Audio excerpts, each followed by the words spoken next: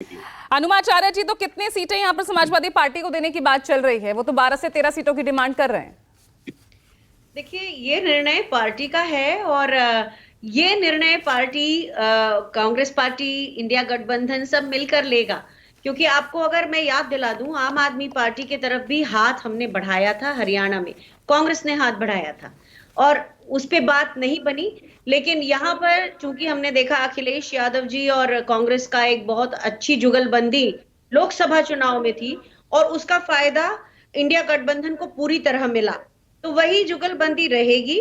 मैं ऐसा मानती हूं कि इन सब मुद्दों पर जो इन पे बात हो रही है, उस पे बड़े आसानी से, बड़े आराम से, सहजता से निर्णय होगा।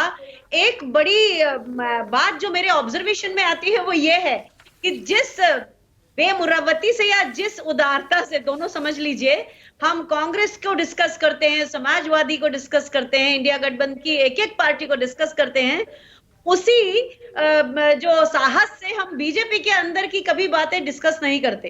क्योंकि वो तो हम ऐसा मानते हैं कि वो तो एक ऐसी जगह जिनको छुआ नहीं जा सकता। लेकिन हाँ, कांग्रेस में क्या खामियां हैं, बड़े अच्छे से चर्चा होती है। जहां जो खामी दिखती है उसकी चर्चा होती है, चाहे वो सत्ता पक्ष या विपक्ष। अनुमा जी, आप लगातार इस प्रोग्राम में रहती हैं, पूजा जी, तो आप तो ये बात मत कीजिए। मेरा नहीं, मैं करूंगी ये बात, क्योंकि ये आपका चैनल की ही बात नहीं है ना। ये तो पूरा जो एक जखीरा है। विक्टिम कार्ड मत खेलिए ना, मुद्दे पे आइए, मत खेलिए विक्टिम कार्ड। सुनिए ना, डीरेल हो जाती है डिस्कशन, डीरेल हो जाती है। जो अब दिखने लगा, एक चीज और है कि कांग्रेस का जो काडर है वो पूरे भारत में है। कांग्रेस पूरे भारत के हर राज्य के रग रग में हमारा काडर है। और कांग्रेस को दूसरी पार्टी से हटाकर, यानी कि दूसरी पार्टी और कांग्रेस के बीच में मनमुटाव फैलाकर, बीजेपी को ये मालूम है अलग अलग वो सबको जीत सकती है।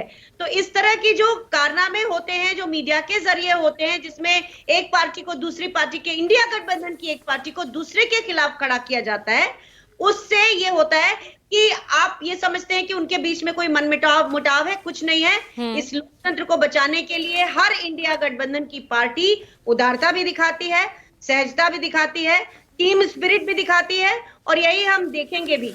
हाँ, लेकिन एक बात जिसके बारे में अब हमने कहना शुरू किया है, वो बात कहना जरूरी है।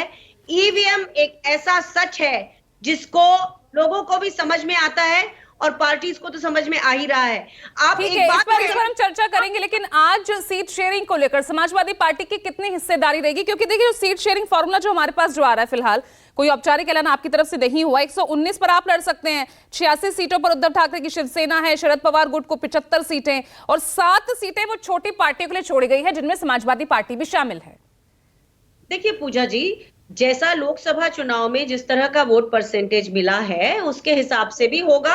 और उसके अलावा तो उसके हिसाब से तो 8 सीटों पर दावेदारी बनती है समाजवादी पार्टी की। सुनिए ना, तो वही तो मैं कह रही हूं कि ये एक बात है, हमारी पार्टीज के बीच में आपस में किसी तरह का मनमुटाव नहीं होगा। हम बहुत अब तक किसी बैठक में आपने उनको शामिल नहीं किया, इतनी बैठकें हो चुकी हैं सीट शेयरिंग को लेकर, यही कह रहे थे ना कल देखिए अबू आजमी जी भी। अभी तक उनका जो रुख था वो अब बिल्कुल उन्होंने साफ बताया है, तो उस पर चर्चा होगी। किसी भी बात पर जिसका रुख सामने आ जाता है उस पर चर्चा होना जरूरी है, और चर्चा होकर समाधान निकलता है। हर समय ये थोड़ा ही होता है कि चर्चा हो गया। अब जैसे आम आदमी पार्टी का उस समय नहीं निकला। एक और खास चीज बोलना चाहूंगी पूजा जी, चुनाव केवल पार्टियों के कारण की पार्टी अच्छा लड़ी इसलिए नहीं होता। जनता का, लोकतंत्र का चुनाव, लोकतंत्र जनता की इच्छा पर होता है। तो ये मान लीजिए कि जनता बहुत गूढ़ उसमें नहीं जाती कि ये जाट है, गैर जाट है, या ये मराठा है, गैर मराठा है। जनता इस पे नहीं जाती। जनता को बदलाव चाहिए होता है, और वहीं पर टेक्नोलॉजी का यहाँ पे इस बार हमने खेल देखा है। खासतौर पे हरियाणा में जनता बदलाव चाहती है। जनता को 10 साल के बाद कोई पार्टी हो, उसे बदलाव चाहिए।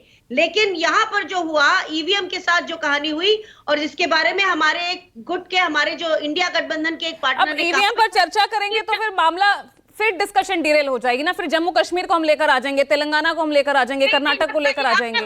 एक और बात सुन लीजिए, तब ये सारा गेम केवल हिंदी बेल्ट में होगा। ये बेल्ट ये ना तो उधर नॉर्थ ईस्ट में होगा और ना ये उधर। भाई, आपको अखिलेश यादव, उनकी पार्टी के तमाम नेता याद दिला रहे हैं कि अब मध्य प्रदेश हरियाणा वाली गलती मत कीजिए।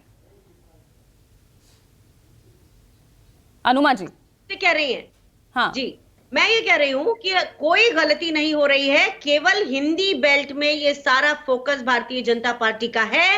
हिंदी बेल्ट से वो लोकतांत्रिक पार्टियों को निकालना चाहते हैं, इसलिए ठीक है किशोर तिवारी जी, अब यहाँ पर समाजवादी पार्टी की एंट्री। जम्मू कश्मीर में नहीं करते ईवीएम। ये ईवीएम का सारा गेम जो होता है ये हिंदी हार्टलैंड में होता है, और ये पिछले काफी ठीक है। चुनाव में समझ में आने लगा है। ठीक है अनुमा जी।